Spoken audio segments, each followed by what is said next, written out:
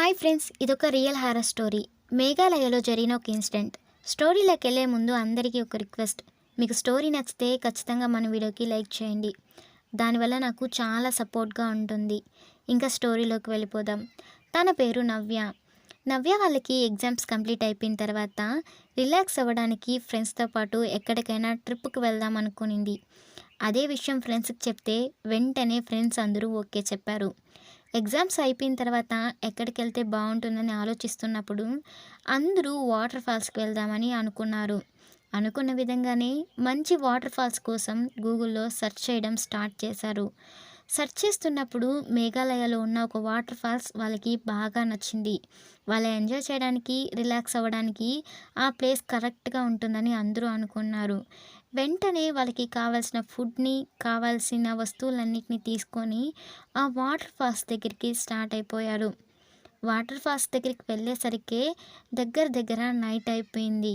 ఇంక అప్పటికి వెళ్ళడం డేంజర్ అని వాటర్ ఫాల్స్కి కొంచెం దూరంలో ఒక మంచి ప్లేస్ చూసుకొని క్యాంప్ వేసుకున్నారు.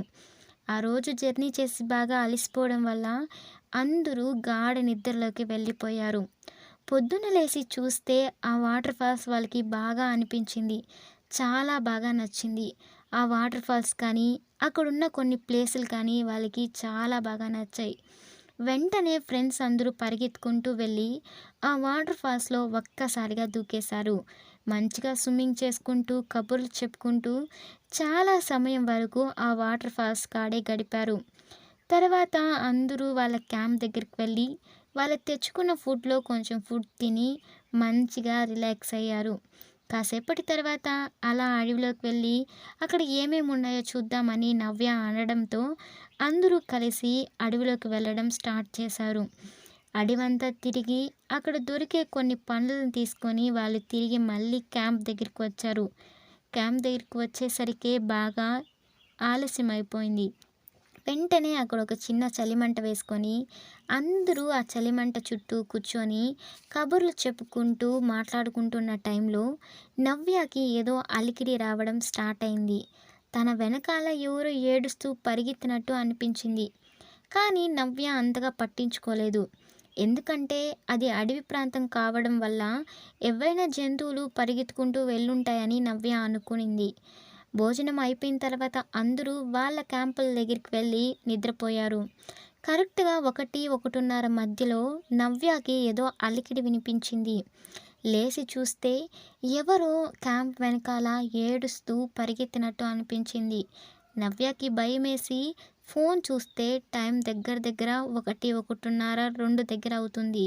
వెంటనే బెడ్షీట్ కప్పుకొని వణుకుతూ తన అలానే పనుకునేసింది. ఉదయం లేచి ఈ విషయం వాళ్ళ ఫ్రెండ్స్కి చెప్తే వాళ్ళ ఫ్రెండ్స్ ఎవరు దీన్ని అంతగా పట్టించుకోలేదు. ఎందుకంటే అది అడవి ప్రాంతం కాబట్టి జంతువులు తిరుగుతుంటాయని కొట్టి పడేశారు. నవ్యకి బాగా కోపం వచ్చి ఇంకా చెప్పినా వీళ్ళకి వేస్టే అని సైలెంట్ అయిపోయింది. కాసేపటి తర్వాత వాళ్ళు మళ్ళీ ఆ జలపాతం దగ్గరికి వెళ్ళారు. జలపాతం దగ్గరికి వెళ్ళి అందరూ స్విమ్ చేస్తున్న టైంలో నవ్యకి మళ్ళీ అదే ఏడుపు శబ్దం వినిపించడం స్టార్ట్ అయింది. ఆ ఏడుపు శబ్దం చాలా భయంకరంగా ఉంది. ఏదో బాధగా మూలుగుతూ, అరుస్తూ, ఏడుస్తూ ఉన్నట్టు అనిపించింది. ఒక్కసారిగా నవ్య సైలెంట్గా ఒక ప్లేస్లో నిల్చొని ఆ ఏడుపు శబ్దం వింటుంటూ అలానే ఉండిపోయింది. మళ్ళీ తనకి భయమేసి వెంటనే పరిగెత్తుకుంటూ వాళ్ళ ఫ్రెండ్స్ దగ్గరికి వచ్చి, ఇలా నాకు వేడుపు శబ్దం వినిపిస్తుంది, నేను చెప్తూనే ఉన్నాను, మీరెవరూ వినిపించుకోలేదని వాళ్ళ ఫ్రెండ్స్కి చెప్పినప్పుడు వాళ్ళ ఫ్రెండ్స్ ఎవరు నవ్య మాటల్ని వినిపించుకోలేదు. మాకెవరికి వినిపించట్లేదు, నీకొక్కదానికే ఎలా వినిపిస్తుందని నవ్యని కోప్పడ్డారు. నవ్యకి బాగా కోపం వచ్చి వాళ్ళందరినీ తీసుకొని ఏ ప్లేస్లో అయితే నవ్యకి ఆ ఏడుపు శబ్దం వినిపించిందో ఆ ప్లేస్లోకి తీసుకొని వెళ్ళి నిలబెట్టింది. సైలెంట్గా వినండి, మీకు కూడా ఆ ఏడుపు శబ్దం వినిపిస్తుందని చెప్తే వాళ్ళు సైలెంట్గా నిల్చుని ఉన్నప్పుడు వాళ్ళకు కూడా ఆ ఏడుపు శబ్దం వినిపించడం స్టార్ట్ అయింది. ఎవరో గట్టిగా ఏడుస్తున్నారు, గుండెల్ని బాదుకుంటూ, ఇదంతా నా వల్లే జరిగింది, నేను ఆ రోజు ఆ పని చేయకుండా ఉంటే ఈరోజు నువ్వు బతికుంటావు తల్లి అని గట్టిగా ఏడుస్తున్నారు. ఇదంతా విన్న వాళ్ళకి ఒక్కసారిగా గుండె ఆగిపోయింది. వెంటనే ఆ వాటర్ ఫాల్స్ దగ్గర నుండి పరిగెంతు క్యాంప్ దగ్గరికి వెళ్ళి వాళ్ళ లగేజ్ అంతా తీసుకొని వాళ్ళ ఊర్లోకి వెళ్ళిపోయారు. ఎవరి పాటికి వాళ్ళ ఇంట్లోకి వెళ్ళిపోయి ఆ ఇన్సిడెంట్‌ని మర్చిపోయి అందరూ హ్యాపీగా ఉన్నారు. కానీ నవ్యకి మాత్రం ఆ ఇన్సిడెంట్ పదే పదే గుర్తొస్తూ ఉండేది. కొన్ని రోజుల తర్వాత తనకి కలలు రావడం కూడా స్టార్ట్ అయ్యాయి. తన కలలో ఎవరో ఒక లేడీ ఒళ్ళంతా రక్తపు మరకలతో తన కడుపుని బాదుకుంటూ ఇదంతా నా వల్లే జరిగింది. నేనే నా చేతులారా నా బిడ్డను చంపుకున్నానని ఏడుస్తూ కనిపించేది. దీన్ని ఆలోచిస్తూ ఆలోచిస్తూ నవ్య మెంటల్‌గా బాగా డిస్టర్బ్ అయింది. ఇది చూసిన నవ్య వాళ్ళ అమ్మా, నాన్న తనని దర్గాకి తీసుకొనెళ్ళి మంత్రించుకొని వచ్చారు. తర్వాత నవ్యకి కలలు రావడం ఆగిపోయాయి. కానీ నవ్య మైండ్‌లో ఆ ఇన్సిడెంట్ తిరుగుతూనే ఉన్నింది. ఆ జలపాతానికి ఇంతకు ముందు ఏమైనా హారర్ స్టోరీ ఏమైనా ఉందేమో కనుక్కుందామని ఎంతో మందిని అడిగింది నవ్య. కానీ ఎవ్వరు దాని గురించి చెప్పలేదు. లైబ్రరీకెళ్ళి బుక్స్ వెరిఫై చేసింది. కానీ ఎక్కడా తనకి దొరకలేదు. ఒకసారి తన ల్యాప్టాప్ ముందర కూర్చొని గూగుల్‌లో ఏవో హారర్ స్టోరీస్ గురించి సెర్చ్ చేస్తున్నప్పుడు ఆ వాటర్ ఫాల్ స్టోరీ ఒకటి నవ్యకి కనిపించింది. వెంటనే ఆ హారర్ స్టోరీని ఓపెన్ చేస్తే నవ్య గుండె ఒక్కసారిగా ఆగిపోయింది. ఆ స్టోరీ ఇలా ఉంది. ఆ వాటర్ ఫాల్స్ పైన ఒక గ్రామం ఉండేదంట ఒకప్పుడు. ఆ గ్రామంలో లికాయిక అనే ఒక అమ్మాయి ఉండేది.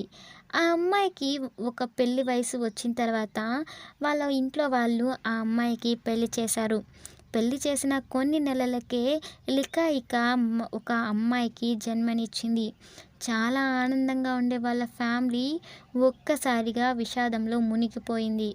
అనుకోకుండా లికాయిక వాళ్ళ భర్త చనిపోయాడు. చిన్న వయసులోనే చనిపోవడం వల్ల లికాయిక ఇంటి భారం అంతా తన పైనే పడింది. తన కూతురు చాలా చిన్న పిల్ల అవ్వడం వల్ల తనని చూసుకోవడం చాలా కష్టమైంది లికాయికకి. తను పడే బాధను చూసి వాళ్ళ ఊర్లో వాళ్ళు తనని రెండో పెళ్లి చేసుకోమని సలహా ఇచ్చారు. ఆ సలహా తనకి కూడా బాగానే నచ్చింది. తన గురించి పూర్తిగా తెలిసిన ఒక అబ్బాయిని చూసి ఆ అబ్బాయిని పెళ్లి చేసుకునింది. ఆ అబ్బాయి లికాయికని చాలా బాగా చూసుకునేవాడు. దానికి ప్రతిరోజు లికాయిక దేవుడికి దండం పెట్టుకునేది. నన్ను అర్థం చేసుకునే భర్త వచ్చినందుకు తను ఎప్పుడూ సంతోషంగా ఉండేది. ఒకరోజు లికాయికకి అనుకోకుండా ఒక పని పడడం వల్ల తన కూతుర్ని తన భర్త దగ్గర వదిలేసి బయట ఊరికి పనిపై వెళ్ళింది.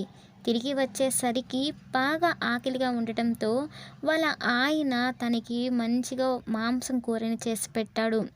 ప్రేమగా చేసి పెట్టడంతో లికాయిక కడుపు నిండా తిని తమలపాకు వక్కన వేసుకోవడానికి ఇల్లంతా తిరుగుతూ ఉనింది. అనుకోకుండా ఒక మూల ఒక వేలు రక్తపు మడుగులో పడి ఉండడం లికాయిక చూసింది. ఆ వేలుని తీసి చూస్తే అది తన కూతురిదే. తనకి ఆ వేలుని చూసే కుందుకు ఏమీ అర్థం కాలేదు. ఇల్లంతా తన కూతురి గురించి వెతికింది. కానీ ఎక్కడా కనిపించలేదు. ఏడుస్తూ తన భర్తను అడిగితే, నీ కూతురిని నేనే చంపేశాను. ఇప్పుడు నువ్వు తిన్న కూర నీ కూతురి మాంసంతో చేసిందా అని నవ్వుతూ గంభీరంగా చెప్పాడు. అది విన్న వెంటనే లికాయిక గుండె ఆగిపోయింది.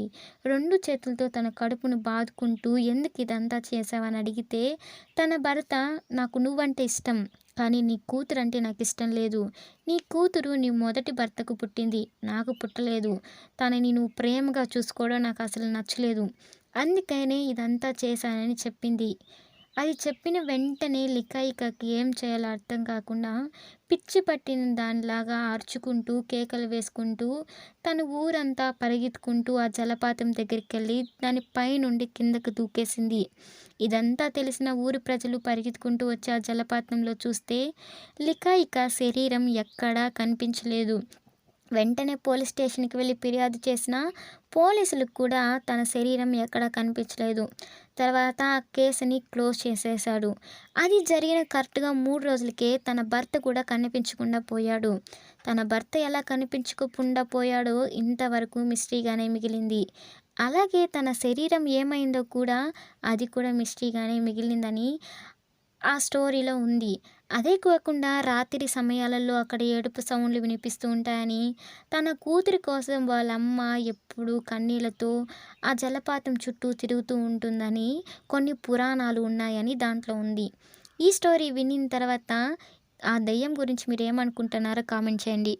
స్టోరీ నచ్చితే ఖచ్చితంగా మన వీడియోకి లైక్ చేయండి. Thanks for watching.